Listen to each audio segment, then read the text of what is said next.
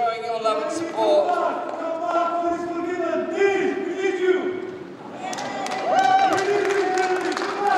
haven't gone away. I'm right here. No, my friend, I haven't gone away. I'm not going away anywhere. We are part of the same struggle for human rights, justice and peace all around the world. That's why we're here today. That's what we spend our time campaigning doing. And I want to say thank you to all of you for being here tonight. Thank you for this wonderful platform we've got here tonight.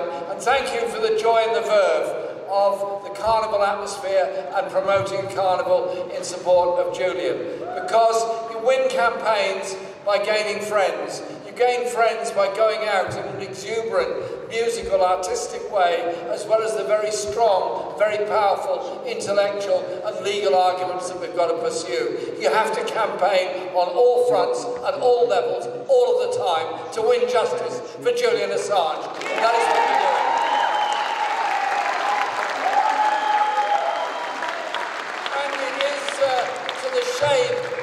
The shame of most of the British media that they've completely ignored the whole issue. They don't seem to understand that one of the biggest media stories in the world was going on literally within a few metres of some of their offices when the court cases were going on, and no doubt there will be many court cases in the future. They do not seem to understand that Julian's vilification by the US government, by the British government and by many others, is part of a strategy to divide people away from understanding what he's about and supporting his case. Julian's crime, so-called, was to tell the truth. Tell the truth about what US military power actually means. To tell the truth about what oppressive governments of all sorts do against their opposition. To tell the truth about the way in which big business is more interested in exploitation of the poorest countries in the world than preserving or protecting the environment or the human rights of the people that live in different places around the world. So Julian's message and information was of crucial importance to good, decent people all around the world standing up for human rights and justice. But in the silencing of Julian, and that's what it's all about, it is also, in effect, the silencing of real journalists all around the world. Self-censorship takes over following the imprisonment of Julian Assange. The freedom of Julian Assange is the freedom for every real journalist all over the world to report the truth of what is really going on. And so it was, to me, a quite moving experience when I was invited to go to Washington last month to join in the Belmarsh Tribunal that we held in the National Press Club in Washington. National Press Club within a few metres of the White House, of Congress and all the great institutions of the USA.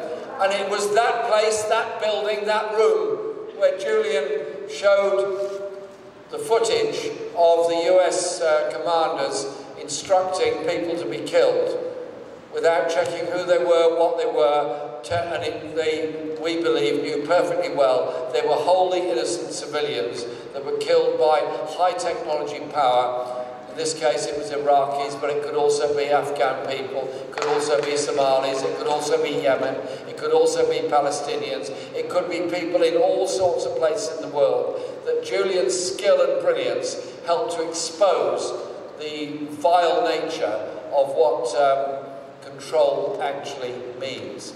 And he showed it in that room, and that is why we had this event in the National Press Club. It was packed out and it was live streamed to a lot of people all over the world. And whilst the British media and most of the British political establishment and elected politicians are not saying a great deal about Julian, it is not the case elsewhere. My good friend Andres Manuel Lopez Obrador, the President of Mexico, spoke out from the very beginning on this. And when I was in Mexico with him in last January, we went to the Manera, his daily press conference, and he then dedicated a large chunk of his daily press conference to Julian's case, raised it directly with Biden and offered Julian, if he wanted it, sanctuary in Mexico. And because he set that example, others have joined in.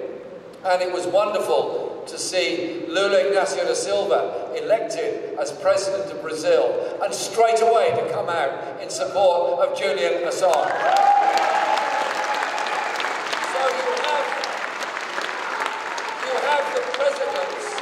You have the presidents of two very large, very important populous countries of Latin America. You also have the support of President Petro in Colombia and many others. So we are building up international support, and the campaign in the United States, in Australia, in Europe and many other places is very important. And last month at the Council of Europe, which I'm a member of in Strasbourg, the Parliamentary Assembly of the Council of Europe, we had an event for Julian. I was not expecting it to be so successful. Absolutely rampacked to hear what Stella and others had to say. And that evening there was an event in the National Theatre in Strasbourg, absolutely full also. People want to hear Julian's story. They need to hear Julian's story. The personal story, stuck in this horrible place of Belmarsh prison, isolated, unable to act in any kind of normal way, and he is a remand prisoner. Normally remand prisoners are either released on bail or given pretty good conditions in order to await any kind of process. Julian is a remand prisoner in the most awful conditions, in the most maximum of maximum security prisons in this country. And then, if he's allowed to be removed to the United States, he will face a 175-year prison sentence, a death sentence, because that is what it is. It's up to us now, around the world, to raise the voice for Julian, and in raising that voice for Julian, we're raising the voice for truth, for peace and justice around the world. And you know what?